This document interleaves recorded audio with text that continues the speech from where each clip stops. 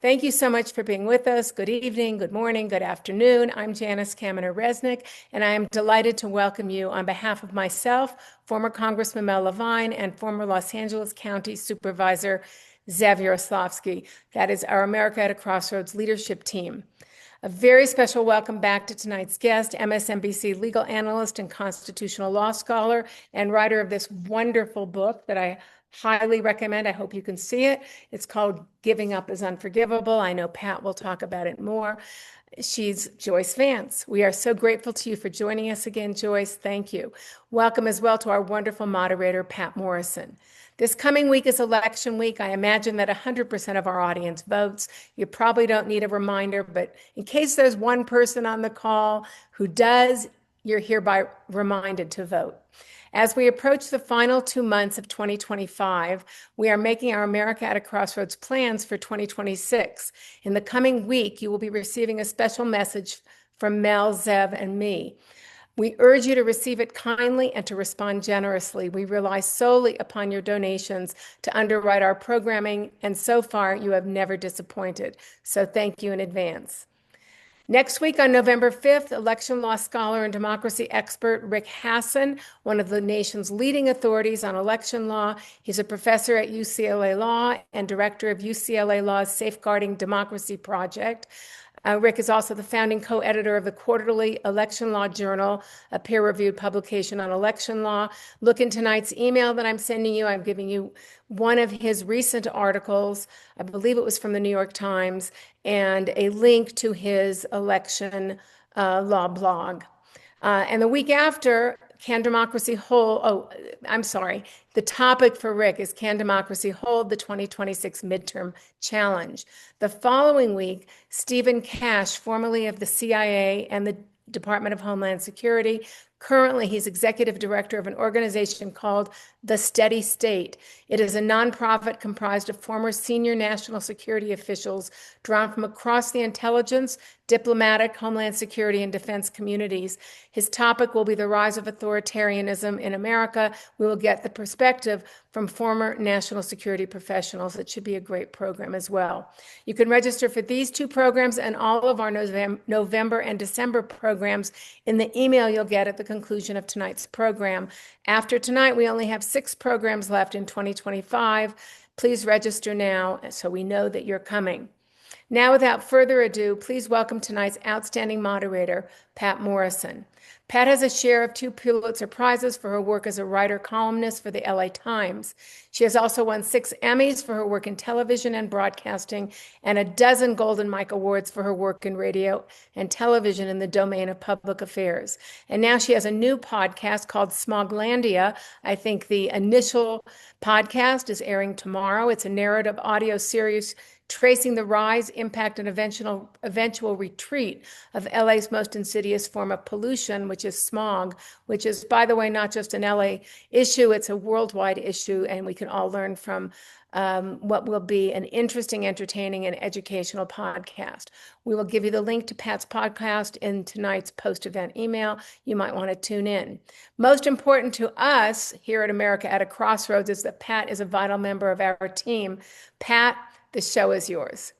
Thank you, Janice. Really appreciate that. I want to thank everyone who watches this program and who supports this program, to use Janice's word, at a vital time in our country's story, in our history, and in our future, whatever it will be. Well, as you heard, Joyce Vance joins us, the former U.S. Attorney for the Northern District of Alabama. It's an office she held during the Obama administration. She resigned on the eve of Donald Trump's first inauguration at the end of 25 years of service as a career federal prosecutor. She's Distinguished Professor of the Practice of Law at the University of Alabama's Law School, legal analyst for MSNBC, the author of the popular Civil Discourse Substack, co-host of 2 podcasts, Sisters in Law and Cafe's Insider. She lives in Birmingham, Alabama with her husband, Bob, a retired judge, and a menagerie of children, chickens, cats, and dogs. And were these happier times, I'd love to spend a few minutes talking about the menagerie, but under the circumstances which seem urgent all the way around, I thank you for joining us to talk about those exigent times we find ourselves in. Thanks so much. We've still got you on mute. Thank you so much for having me. Thank you very much. And of course, your book is moving its way up the New York Times bestseller list. Congratulations on that. Thanks. Just today, an appeals court stepped in, and to use the Associated Press word suddenly, and the AP is not given to overstatement, suddenly blocked an order requiring a senior Border Patrol official to give unprecedented daily briefings to a judge about immigration sweeps in Chicago. This was Judge Sarah Ellis, who essentially was told by the appeals court that her order that these meetings proceed so that the Border Patrol answer for its conduct in Chicago will not happen right now. And this conduct includes, for example, using tear gas when they had been ordered not to, an ICE agent aiming a gun at a U.S. citizen and saying, "Bang, bang, you're dead, liberal." Violations that included the tear gas episode when children were out in their Halloween costumes. And the judge, Sarah Ellis, essentially said, "I need you to report to me every day, and you are not to be doing these things." And that didn't happen. Can you talk about today's appeals court decision and what it bodes for putting any kind of reins or accountability on this conduct? Right. So the important thing to understand is that much of Judge Ellis's order actually remains in effect, particularly her order regarding conduct by CBP and ICE in this area. The portion that the court has temporarily held off on is a very unusual request from a federal judge that I think signifies how deeply disturbed she was with this commander and the agent's failure to comply with her orders. And so she put them on a very short leash and essentially told the commander, "Come in every day at 6 p.m. and tell me about the arrests you've made and what's going on." It was just a very unusual step. The court appears, we don't really know, they don't give us a lot to understand about their reasoning for doing this. They appear to have put it on hold as a temporary measure while they assess the issues. Where this ultimately ends up, we're going to have to wait to find out. But, even with this order temporarily stayed, it's a powerful warning to the government that it must comply with court orders. The Seventh Circuit is likely to be far less understanding of the government's position if they continue to violate the orders that exist that, for instance, tell them that they cannot use tear gas without 2 warnings and time for civilians to disperse among peacefully protesting civilian populations. Given that there seems to already have been a violation, or appears to be a violation of Judge Ellis's order, what's to be held to account in that case? Because if they're getting away with it once, what's to say that the appeals court admonitions will do any good, even if those are on the books? Yeah, well, so she entered the order after the earlier behavior, and that was what led her to take these extraordinary steps. There are, I think, conflicting conducts about what continues to take place. And so, this is why we have courts in the first place. When there are competing versions of the truth in important situations, we call upon the courts to reconcile those issues. She's the trial judge in this instance. She's the judge who will hear the evidence about what's going on the ground and will ultimately make decisions about government conduct. The question you're asking is an incredibly important one. What happens if the government violates those orders after they're entered? And we've seen courts be far less tolerant of that. For instance, the Ninth Circuit Court of Appeals, which is now rehearing en banc a related issue involving the deployment of the National Guard in Portland. Now the full court is going to hear that case, in part because the state of Oregon has made an allegation that the government was not truthful in representations it made to the court. And isn't that in itself astonishing? There seem to be representations that are not omissions, but maybe commissions. Let me just say, I think it's important for us to not get carried away before we know the facts in these situations. But this does look to be very serious. The allegation that the state of Oregon has made is that in court, the government represented that 151 federal officers were moved into Portland to protect federal buildings, and that interfered with the operations of this entity, this government office. It forced them to bring in officers from other places. Then the state of Oregon says, You know, we received discovery from the government in this case after they made that argument, Your Honor. And it turns out that the discovery, the information we've received from the government, suggests that that's not true. So the court will now have the opportunity to scrutinize everything and hear the government side of the story. If it's as the state of Oregon alleges, it's a very serious matter. What did you make of a story? I think it was the Washington Post, about Emile Bove II supposedly telling subordinates he was willing to ignore court orders to fulfill Trump's deportation policies, and used a foul word to describe how they should deal with the courts, showing them about being ready to stonewall judges or lie to them to get their way.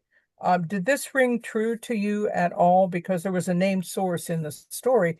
And what were the consequences? Has this happened before? We think of Nixon, we think of perhaps other presidents who were willing to defy court orders. Is this just something different in terms of orders of magnitude, or extremely different in terms of the relationship between the executive and the courts? So Emil Bove, just in case anybody needs a refresher with everything that's going on, was a Justice Department official. He was a former federal prosecutor, and he had been a member of Donald Trump's private legal team in the period between the first and second Trump administrations. Shortly after he came to the Justice Department, he was nominated to the Third Circuit Court of Appeals, and he was confirmed by the United States Senate as a Third Circuit judge after the incident that Pat's referring to. This happened early on in the deportation cases, where apparently Trump appointees at the Justice Department were very focused on executing the president's orders to deport people to Sikot prison in El Salvador without regard for court orders. And so you may recall this notorious incident where the planes were up in the air, the judge said to turn them around. The government ultimately took the position that because they were out of U.S. airspace, the order didn't apply to them. And that's the context in which this conversation occurred. A whistleblower reported that Emil Bove told lawyers, he said, F the courts, allegedly, and that he said that they might have to ignore the court orders to execute the president's order. You know, the people with the power to hold him accountable, to determine whether the allegations against him were true, and to check him if they determined that they were true, were Republican senators in the United States Congress who voted to confirm Bove to that high position on the Third Circuit Court of Appeals without really inquiring into the merits of this situation at all. It's utterly inexplicable. It's a travesty of justice. Bove has kept a low profile since ascending to the Third Circuit Court of Appeals, but he now has life tenure as a federal judge after saying F the judiciary. What kind of dynamics do you think are going on right now in the DOJ? For example, just today, the Department of Justice put on leave two officials who described the January 6th attackers at the Capitol as a mob. He essentially called a mob. And this sort of, I don't know if you call it a purification process of the Department of Justice, of everyone who stands to disagree or even potentially disagree with the agenda that the Trump administration has put in place. Yeah. You know, I write about this some in my book, drawing the comparison between the way that Trump has sanitized people who were involved with January 6th to the way post-Civil War Confederate leaders were permitted to resume civic life. Their citizenship was restored. Only a very few of them at the top served very short amounts of time in prison, despite having committed treason. And that really permitted the rise of this myth of the lost cause in the South, the romanticization of slavery and of that horrible era in American history, so that those people could become legends. And there could be this sort of notion in parts of the Deep South that the South should never have lost the war. We're seeing something that's happening at a much more rapid speed, but that's similar with the January 6th defendants, where they've been pardoned, where they've been restored to private life, where they've been characterized by the President of the United States as heroes and as patriots. And now we're seeing two Justice Department, two career prosecutors going into court, telling a court the truth, and being sanctioned, they will possibly lose their jobs for this, simply trying to tell the truth about someone who is involved in January 6th in connection with a sentencing. I'm sure many of y'all have recently revisited George Orwell's 1984. I read it in a book club with readers of my Substack newsletter, Civil Discourse. And I'm reminded again and again of the warnings that Orwell gives us about the rewriting of history, which is what we're seeing happen in front of our eyes. This is a part of that trajectory. There was a word in this story that I read again from the Associated Press out of Illinois. A special grand jury has indicted a Democratic congressional candidate alongside other protesters who allegedly blocked vehicles outside a federal immigration facility in Illinois. This puts her, her name is Kat Abu-Ghazaleh, puts her in the same category with perhaps Comey and Letitia James as someone being targeted perhaps as much for politics as and a potential enemy of administration policy as for anything she may or may not have done. What is a special grand jury, and what does it do that an ordinary grand jury might not? Yeah, so Abu Khazali is Palestinian. She has been a protester. She has been clear in her views about this administration. And she was charged with conspiracy to commit violence and interference with federal agents, which is certainly overblown given what's known publicly about the facts. The allegations, even if you take everything the government says at face value, is that cars being driven by federal agents were forced to move slowly. Perhaps she may have put graffiti on a vehicle. It's the sort of thing that in normal times you would expect a federal prosecutor to look at and say, this is really awful. And it's also not a federal felony. Maybe it's state prosecution. Maybe she has to have a conversation with somebody about her conduct. This is just not a federal felony. And so the thing about getting an indictment, and I'll get to your question about special grand juries in just a moment, but the thing about the government indicting a marginal case is it doesn't end there. The government will now have to go into court and persuade a jury of her guilt beyond a reasonable doubt. That's going to be tough to do on these facts. A special grand jury, sometimes we call it a long-term grand jury. They're impaneled for a longer period of time. They might be looking at a related series of cases.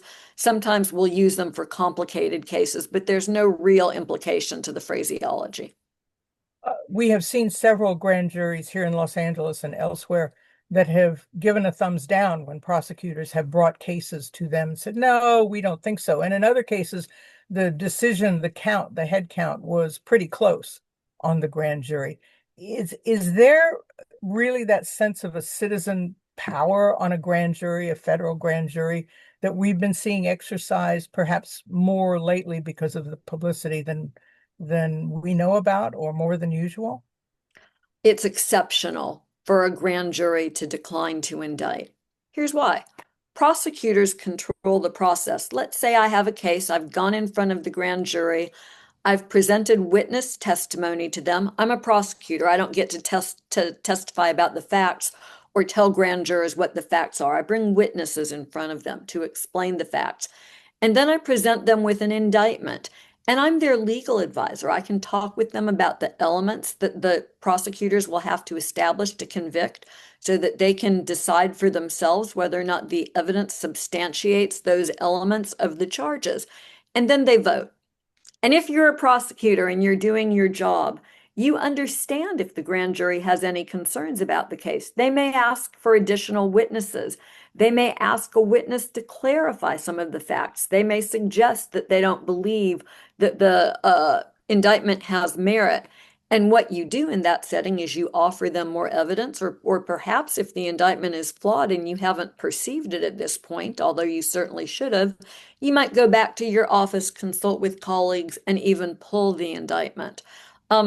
There is no excuse, it's sloppiness to present these sort of facially deficient indictments, which grand jurors then say don't even meet the very low level required to get an indictment. You know, at trial, prosecutors must convict by convincing a unanimous jury of guilt beyond a reasonable doubt.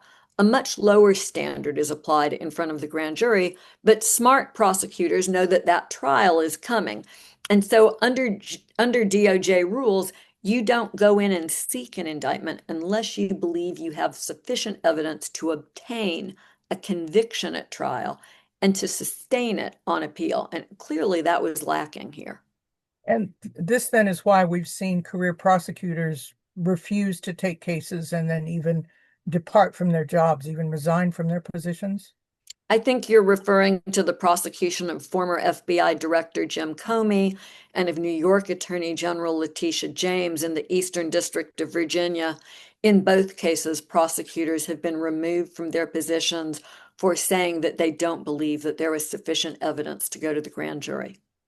Is it sloppy? I mean, obviously there may be the political motivation, but then is it sloppy and ill-considered to bring in someone like, I think her name is Lindsay Hannigan. Hannigan, is that right? Lindsay Halligan. Halligan, who has not tried a case, who's an insurance attorney, and who, as the judge pointed out, made a number of mistakes in some of the filings.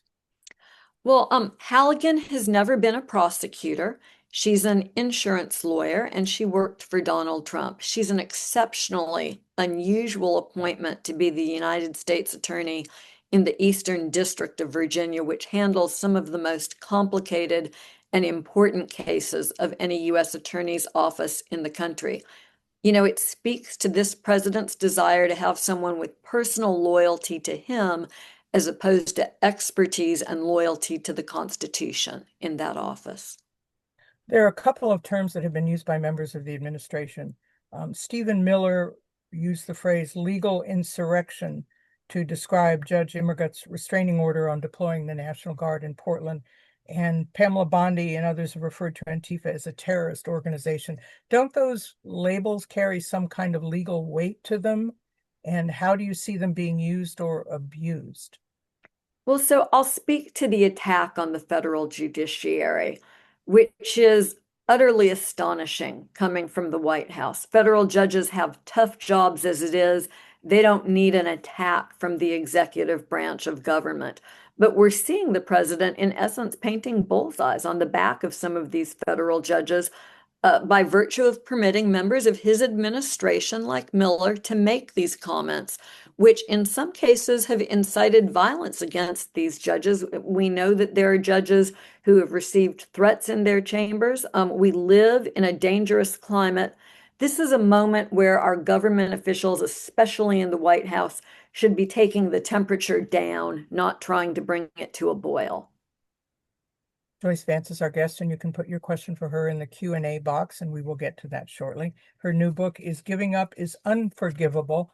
What are some salient points that you want people to take away? Because this book, as Janice says, is instructive in so many ways, bringing us up to speed on what constitutional considerations, legal precedents were like before. So we have a framework for what's going on now and understand how different this really is.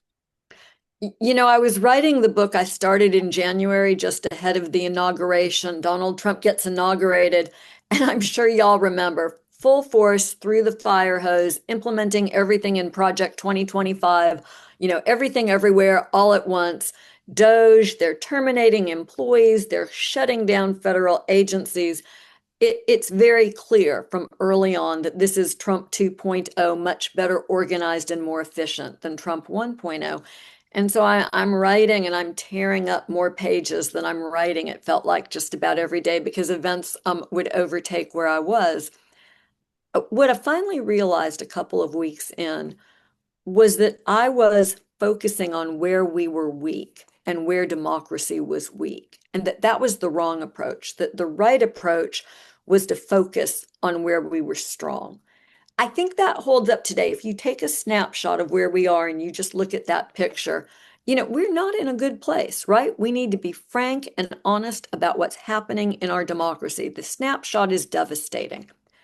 If you look at the long sweep of our history, at 250 years of democracy, you see something different. You see, you know, a country that's born with the original sin of slavery at the time that we emerge with this beautiful Constitution that ultimately permits us to move forward because we accept that democracy isn't perfect, but that it's aspirational.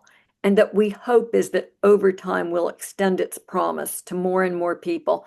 And so in the book, I tried to track moments in our history, court cases, controversies, even the end of the Civil War, and talking about accountability in that period of time that give us the understanding that our institutions are nimble, that as people, we are far more powerful than we have come to believe. Donald Trump has pushed out this narrative that he's invincible, that there's nothing that we can do to counter him. I hope if you read the book, you'll be inspired to understand that that's not the case and that we have an enormous amount of power that we can exercise together.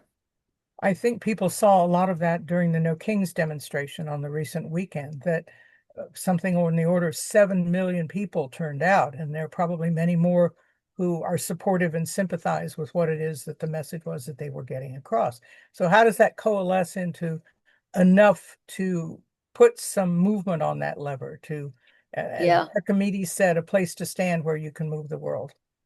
You know, one of the lessons of the civil rights movement, so I live in Alabama, and one of the blessings of my life there has been the opportunity to get to know many of the original foot soldiers who marched in Alabama and elsewhere, and to talk with them about how they found the strength to really do something at a moment where many people believed that they could not succeed, that they would face violence, that their lives were at risk, but where they persisted in any event. And what you hear over and over is that it's important to act in community when you're in one of those moments, and that we draw support and sustenance from being together, that it keeps us from being overwhelmed. Because overwhelming us is the strategy of a would-be dictator. You know, whether it's Donald Trump, whether it was Orban in Hungary, this is the strategy that they use. Make people feel so overwhelmed that they'll give up. I'm sure you've heard some of your friends say this, right? I just can't watch the news anymore. I can't pay attention. It's too painful. There's nothing that I can do. And I'm just going to tell you that in this moment, no matter how difficult it is, we have to double down and find our inner reserves of strength and prepare to run a marathon between now and the midterm elections. And for many of us, that will mean finding community, whether it's online, whether it's in the flesh, whether it's a combination of both. Like the people in the civil rights movement who began with marching and moved on to action, we are in that same place again. And we know that we can succeed. Let me just share one little snippet. You may be familiar with the SAVE Act. It was a piece of legislation introduced into the Congress that was an effort to make it more difficult to vote. It would have required us to prove citizenship, to register. That would have been a poll tax, right? It would have forced people who don't have the money to get a passport out of the electorate. It would have made it more difficult for women who've had name changes to vote. It would have really made it virtually impossible to register online because of the requirement that you hand over in person your proof of citizenship. And that provision was on track to pass Congress. There was enormous, sustained opposition from people like you and me. We called our Republican senators and told them not just no, but hell no. And that measure died on the vine. Far too often we think our elected officials aren't responsive to us. Well, they were there, and we need to do more of that. In ordinary times, what would be, because the courts and the Justice Department are really the fulcrum of where a lot of this is happening right now, what would be the ordinary procedure for disciplining Border Patrol agents, for example, who acted out of line, way out of policy? What would happen to them? And then what would happen if the courts delivered a judgment on them? What would we really be seeing? So internal discipline is something that happens inside of the executive branch.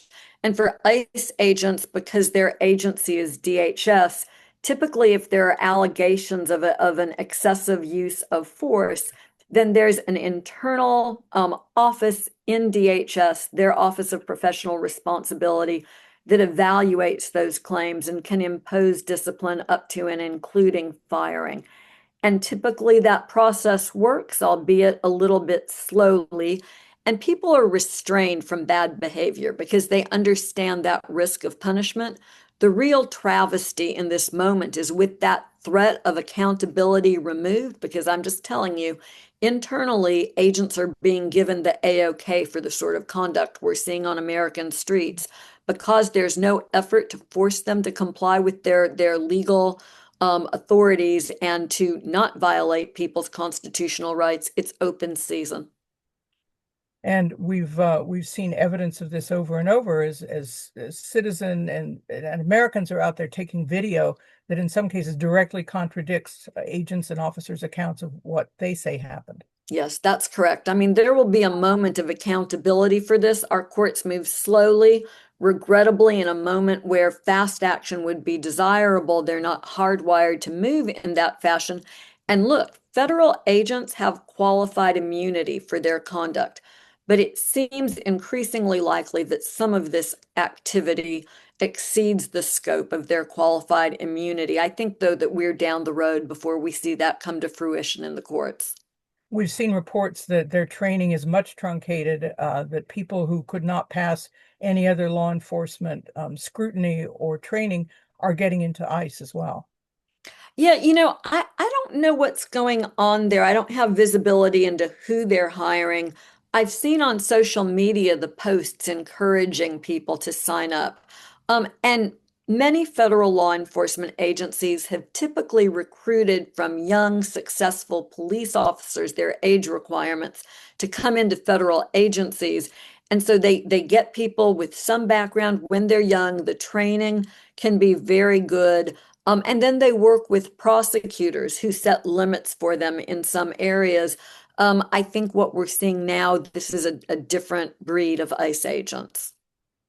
Um, and of course, the incidents mount up, and there was one in particular from Alabama, which I found and I thought would be of some interest to you, from a man who came here, was born in a refugee camp in Laos, and he came here when he was less than a year old, and he was ordered deported by the government, took him to deport him, and a U.S. District Judge Shelley Dick ordered to keep him in the United States while he presented what the judge called a substantial claim of U.S. citizenship. And yet he was sent to Laos. And to me, very touchingly, the fact that he grew up in Alabama, spent his whole life there, he ended his message to his family, telling them he was in Laos with "Love y'all." I'm not familiar with that case, but what a touching story. Love y'all. That really says it all, doesn't it? It really was moving, and especially as so often is the case, people who have spent virtually their whole lives here who now find that life in this country Yeah. ended. I Yeah. do want to ask you, before we start going to some of our viewer questions, about some of the manipulation of titles within the U.S. Attorney's Office.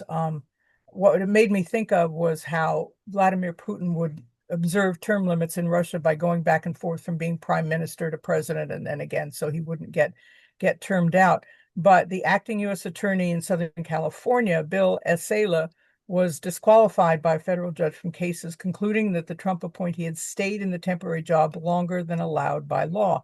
And this was kind of a pattern that was repeated in New Jersey with Alina Habba, and in Nevada with Sigal Chattah, who is the U.S. attorney there. The titles of acting, temporary. We saw this in the first Trump term, where he made a lot of people acting in a capacity so as to avoid having to go through Senate confirmation. What's going on with the U.S. attorneys?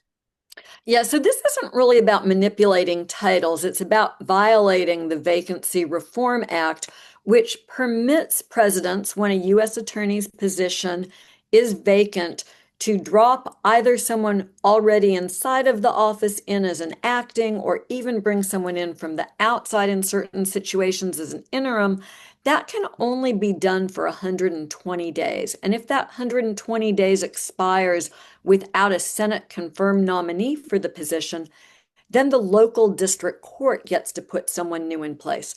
So, in essence, as I understand it, the administration has been trying to avoid that rule by saying, oh, well, this person's gone. We're going to drop in somebody else for another 120 days. And the courts are beginning to say, you cannot avoid the clear dictates of the law by doing this and putting their own people in place. I think the courts are acting with a sense of restraint, trying to avoid a direct conflict with the administration. But when push comes to shove, this is very risky for the government. We've seen motions in this regard in the Eastern District of Virginia saying, for instance, that a United States attorney who's been put in place in violation of those rules, that any acts that she takes are a nullity. This could be the end of the James Comey prosecution, because Lindsay Halligan, the U.S. attorney there, is the only person who signed his indictment. And the government is now time barred from bringing a new one because the statute of limitations has elapsed. So if the court ends up buying his motion, it may well be that the case just gets dismissed because no prosecutor in the office signed off on it. I mean, there are very real world implications of this sort of effort. But Pat, I think that you're right when you go back to the prior administration and say this was something that Trump did then. He did not want to have to face Senate confirmation for his appointees because he knew in many cases they would be unable to get it. The Senate will not confirm Lindsay Halligan in the Eastern District of Virginia. That's why Alina Habba, that's why that entire debacle happened there. Now we see it in Los Angeles, where the impact is a little bit less because of the status of that particular U.S. attorney. But you know, this is something Americans should be asking their senators questions about. The Constitution says the president can't put people into certain positions unless you, the Senate, sign off. You should be outraged that he's trying to take your power away from you and go around you. The Congress has been supine. The Senate hasn't even made a peep. They should be protecting their constitutional role, and they aren't. So I think it's incumbent upon us to begin asking loud questions about why they're giving the executive branch a pass. And of course, manipulation was my word, not your word. We will point that out too. So I have the beholder moment. But it seems all of these regulations and standards have been in place for many, many years. But not until Donald Trump came along did it seem that they were being used as loopholes rather than just as procedures that are generally observed to impose circumstances, people, situations that he wants to create. So what I'm wondering is who started looking at what the rules were, what the requirements were, and figuring out workarounds in the fashion that we've been seeing now in the second Trump administration as well. Yeah, you know, it started in the first administration. Trump has bought into this theory of executive power called the unitary executive. It was a fringe theory until Trump came into power. And the argument that it makes is that the presidency should be much more muscular and much more powerful than it has been in the wake of Watergate and the Nixon administration. So it's an effort to reclaim more power for the presidency, for instance, by giving the president the ability to fire at will among executive branch employees who typically are perceived to have civil service perceptions, or as you say, to drop in folks without going through Senate confirmation. And so this is lawyers who believe in this, who have tried to create a much more muscular presidency. I think there were some folks in the Federalist Society who thought that this was a desirable approach to government. So Trump has the benefit of some smart, good lawyers who are, as you say, trying to find loopholes in the laws that permit the presidency to take a much more powerful stance vis-a-vis other branches of government and even their own executive branch employees. Down the road, does this mean nailing closed some doors that had been locked but not barred at all? You know, what I fear it means is that we're in a new race to the bottom, right? Something that this crew seems to forget is that what they're doing is creating new precedents and new norms. And what's to say that a Democrat won't come to power who will try to do this back to Republicans? You know, this is why this has not happened before, is because everybody has understood that each presidency, each administration, that's just one hand in a long-running game of cards. And if you blow up the entire game over just that one hand, if you're so desperate to win the hand that you blow everything up, the game is at an end. That's the risk here. A lot of people have been asking about the U.S. firing on boats that it says are drug smuggling boats, both in the Atlantic and the Pacific, and whether or not the courts have any role in this at all, or is this entirely at the discretion of the executive and the responsibility lies with Congress to do something about it? Well, these are extrajudicial killings. These are not killings that are authorized by law. And yes, absolutely, Congress has the power to act here. Congress has not yet acted here. We may well get into a situation where an international legal authority decides it's incumbent upon them to act. It's such a dangerous moment, and the fact that Congress has permitted the administration to act without taking even the step of censuring the president is really unforgivable. Let's see who we have here. Several people have asked about the prospect of a third term that Trump has mentioned jokingly, then not jokingly, and his cronies have been backing him up on this. And we've heard people in the Senate try to say that the 22nd Amendment isn't really maybe not what it means, what it says. What kind of backstop does the 22nd Amendment have constitutionally, legally, in the judiciary? Look, the 22nd Amendment is an absolute bar to a third Trump presidency, full stop. Roger Stone, Trump crony, right? Long-time Trump enabler, even posted on social media that it was a bar, that there couldn't be a third term. When you've lost Roger Stone, you're in big trouble. And today, Donald Trump himself walked that back, saying that he had looked at the Constitution and he understood he couldn't serve a third term. The Speaker of the House said the same thing. Justice Amy Coney Barrett was asked about it during a presentation and referred people to the 22nd Amendment. I think this is one of those areas where Trump can't push, no matter what Steve Bannon, who is not a lawyer, thinks he can do. We've heard terms coming from the executive, from the administration, like insurrection. And David wants to know about martial law. What circumstances constitute martial law that a White House could get away with declaring or find grounds for declaring?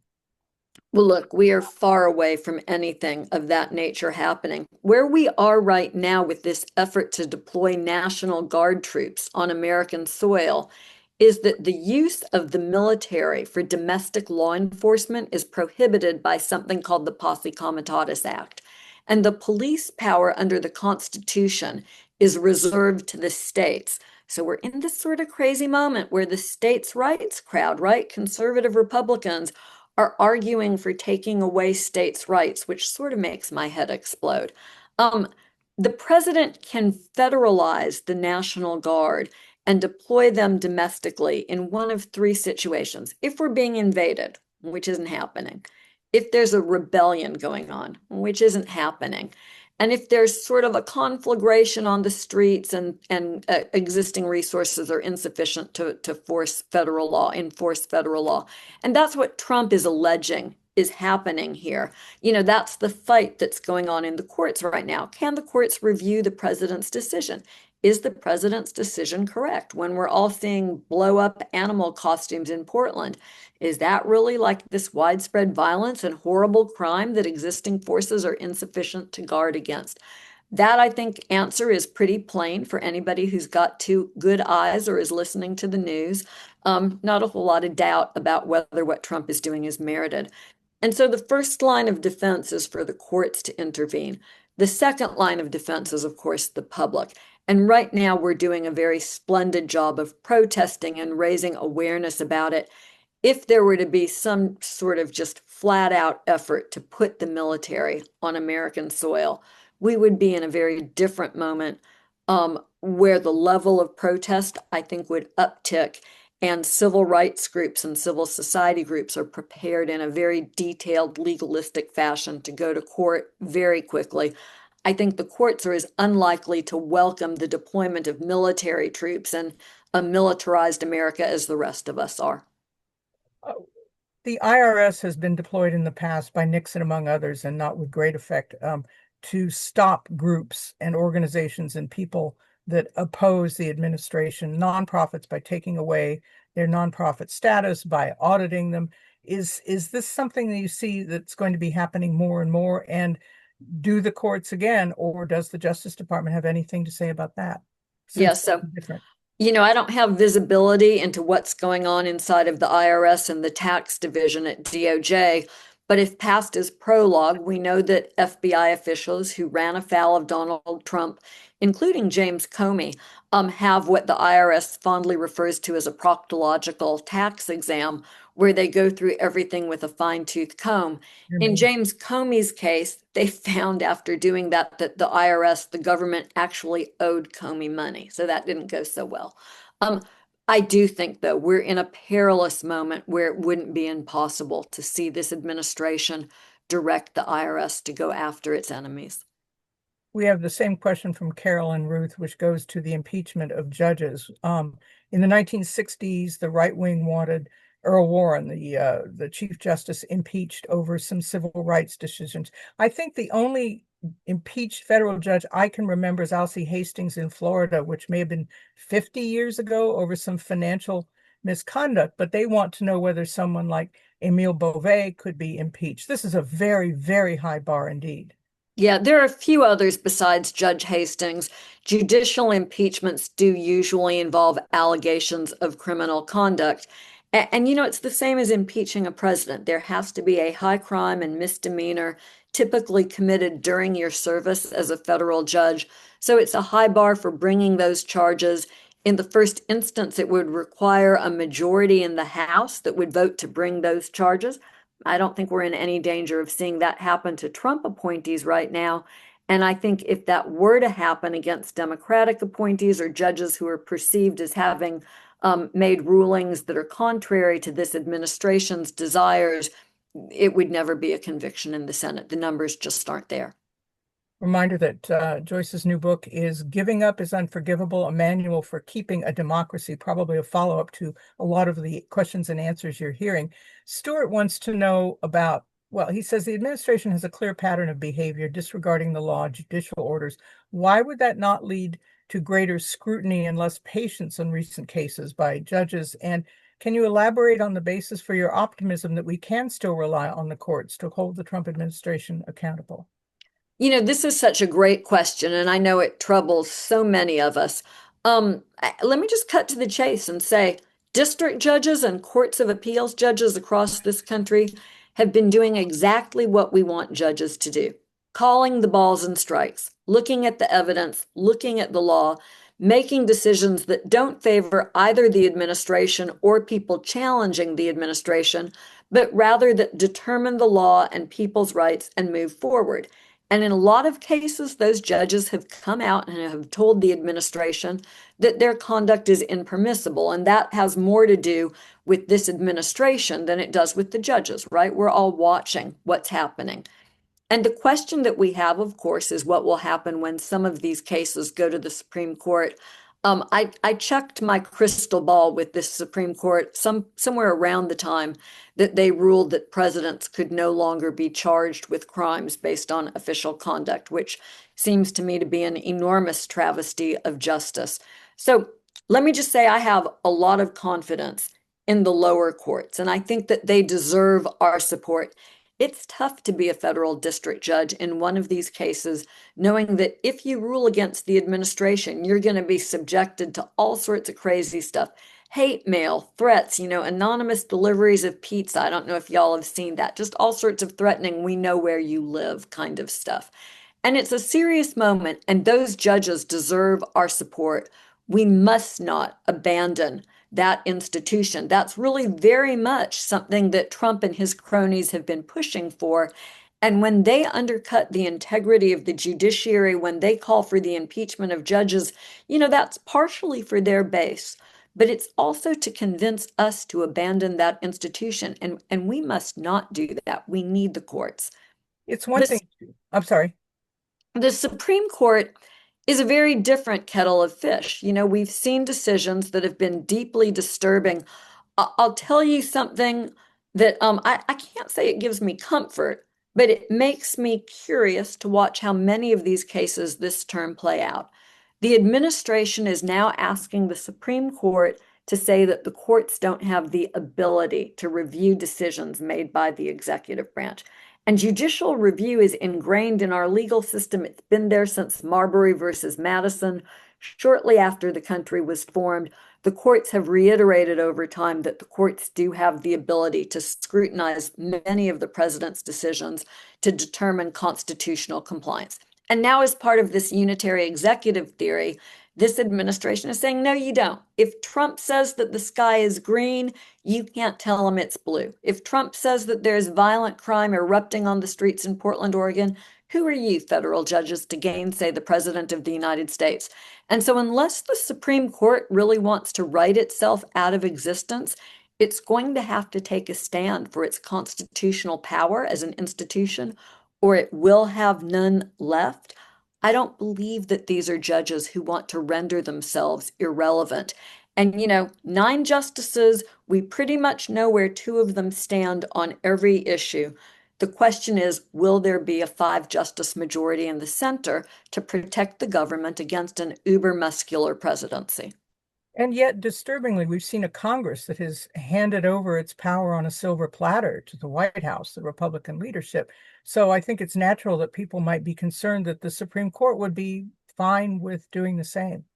My friend Dahlia Lithwick, who many of you I'm sure know, she's a Supreme Court analyst, and Dahlia characterizes Congress's behavior as supine. And I think that that's just absolutely what they've done.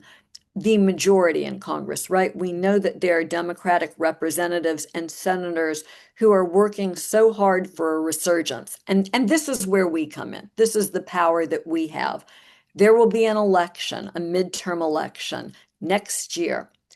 1/3 of the senators in this country will be on the ballot, and every member of the House of Representatives will be on it. And our job is to make sure that we educate ourselves about candidates, that we make sure that we're registered and ready to vote, and that we restore the Congress to what we need it to be, an institution that will check this presidency when the president engages in an excessive use of power that violates the Constitution. It's essential that we restore the Congress. That's on us. We are the only people who can do that.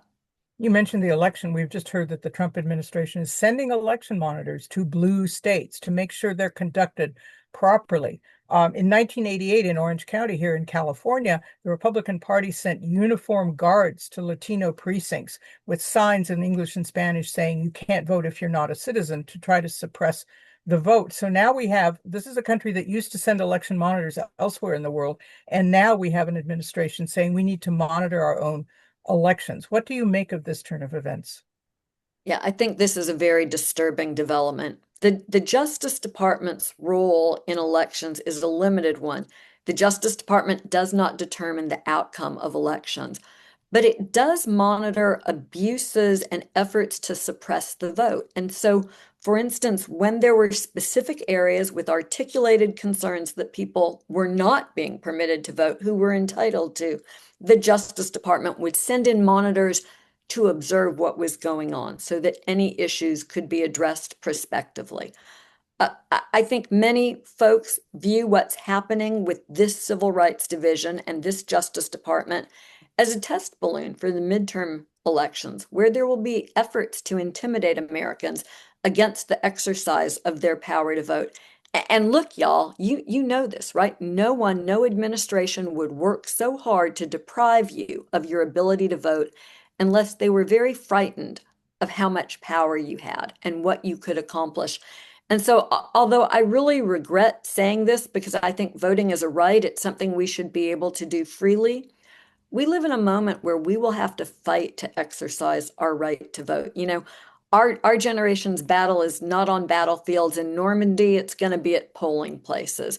And we will have to make sure that we have the identification that we need to vote. We'll have to make sure that we register and stay registered. We'll have to follow through and check that our votes are counted.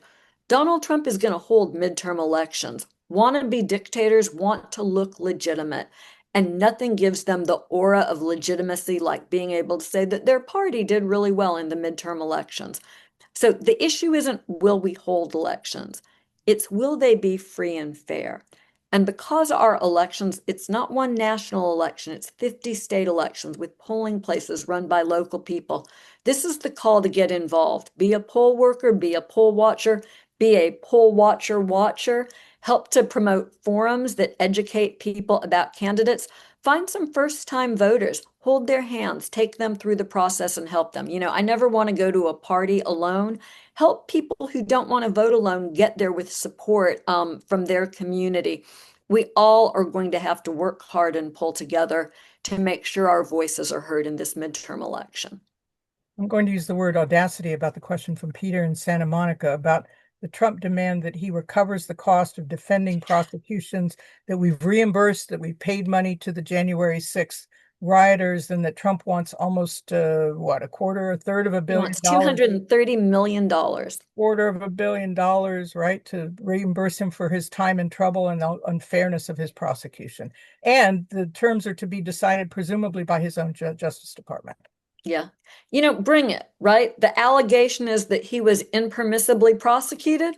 Let's bring it on and let's let the former special counsel Jack Smith testify publicly. The House wants him to testify behind closed doors. Do it in public. Let him air his evidence. He's asked the Justice Department for guidance about what he can discuss. Release the files. Let the country know what the evidence is. And then if the Justice Department toadies still want to give their boss this huge payoff, there's nothing that we can do to stop that. That's between Donald Trump and Pam Bondi.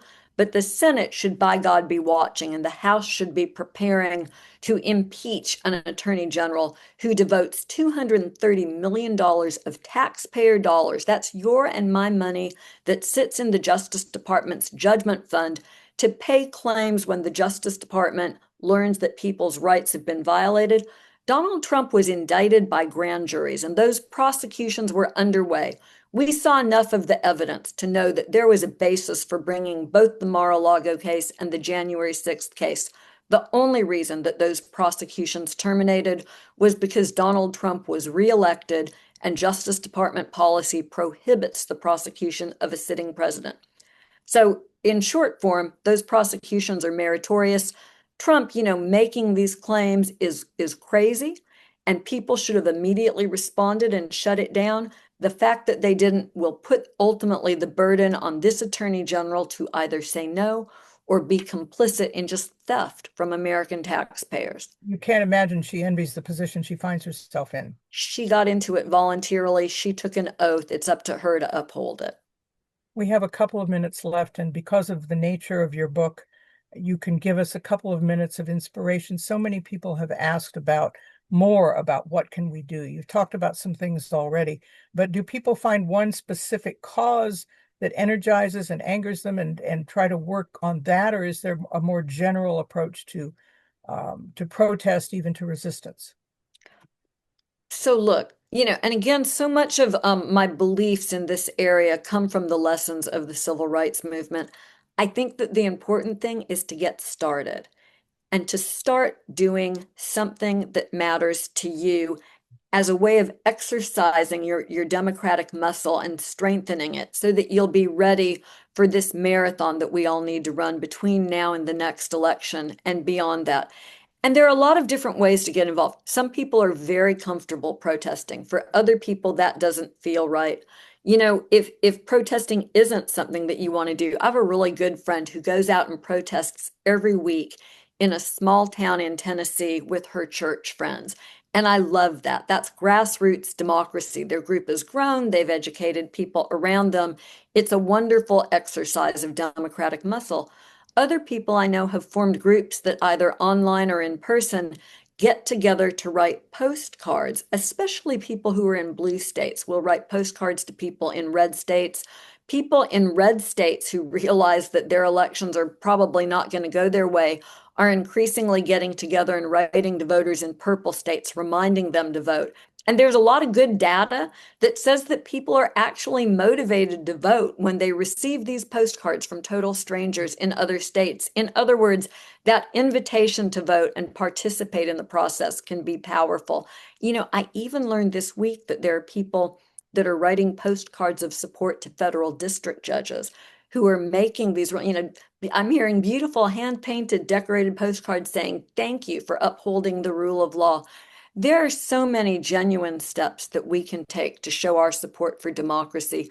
And it might be that you're a creative person. I've had people share their poetry with me, people who are going to their book groups and reading fiction and nonfiction about democracy, parents taking their kids to vote, people reading to school children. There is an enormous range of opportunity for us. If it seems a little bit challenging to get started, maybe go online and look at your local League of Women Voters website and go and attend one of their events where they have speakers. Find something to do and get to work, because it's going to take all of us. But the good news is you don't have to do it all alone, right? You don't have to defeat this evil in one place, and you can do it as part of a community. And I think it's realistic to believe that if all of us will take responsibility for doing what's in front of us, I've been blessed with this enormous opportunity to try and explain the legal system to folks based on my experience at DOJ. And it's wonderful to have had that opportunity. It makes me feel better about where we are to be doing something. So I would encourage all of you, whether it's a big or a small opportunity, do what's in front of you. Help your neighbors register to vote. Talk with family members about why it matters. I have this feeling Thanksgiving dinner is going to be lit this year for a lot of families. Plunge Okay. right in and say All your right. piece. Yes, yes. Put aside the cutlery, though, when you talk. So that's why her book is called A Manual. Giving Up is Unforgivable. It's always a pleasure to have you here and to answer our viewers' questions. And we much appreciate it and look forward to having you back. Pat, I adore you. Thank you for doing this with me. Thank you, Joyce Vance, of course, and we'll see her again here, and we'll see you again here. We look forward to your support and your continued attention to the programs that you see right now on your screen that we're going to be offering through the end of the year, a very important year with a perhaps even more important year ahead of us in 2026. I'm Patt Morrison. Thanks on behalf of all of the team here for joining us.